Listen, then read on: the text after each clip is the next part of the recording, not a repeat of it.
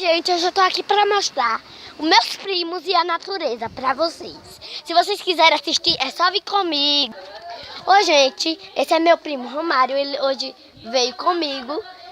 Nós somos uma família E nós amamos meu naniquinho. Você que é bom, mamãe? Eu amo esse priminho pequenininho. E todos os meus irmãos.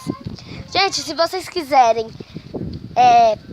se inscrever no canal, pode. E se vocês já gostaram do começo do vídeo, é só deixar o seu like gostoso e se inscrever no canal, que não pode faltar se inscrever.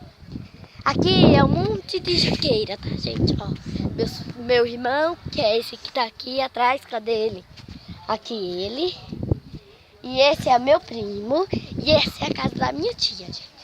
Hoje eu tô gravando aqui a natureza e meus primos, porque a natureza, meus primos são muito importantes. Eu adoro ficar aqui. Areia! Eu adoro me divertir, gente. E se vocês querem me ajudar, é só se inscrever no canal e deixar aquele like gostosinho que eu adoro. Aqui é uma bicicleta quebrada, que não tem nem pneu, né, gente? Imagine ela com pneu. Olha, vou mostrar uma lindeza pra vocês. Vocês vão achar divino. Espera um minuto. Beijo pra eles. Aqui, gente, a surpresa que eu vou mostrar a vocês agora, vocês vão achar impressionante. É esse pé lindo, que eu achei lindo ele. Ó. E meu primo quer falar com vocês um pouquinho sobre a natureza. Fala, a natureza é tão linda. Eu queria que vocês falassem assim.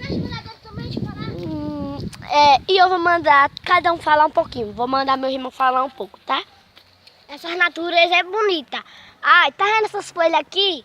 Ela é bonita. Pois, essas folhas aqui é da natureza. Obrigado, meu irmão.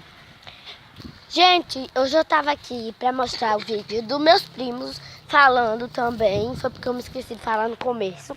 E mostrar tudo que tem em mim. Eu amo vocês de coração. Um beijo.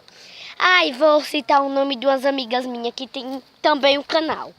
O meu canal é de Gabernado. Que nem vocês já viram no outro vídeo que eu disse, mostrando a casa da minha tia.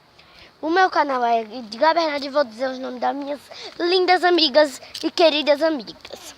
Gisélia Andrade e Letícia para Meninas. Esse é o canal delas, tá, gente?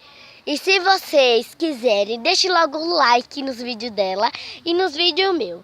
Obrigado e que Deus esteja com vocês sempre. Te amo!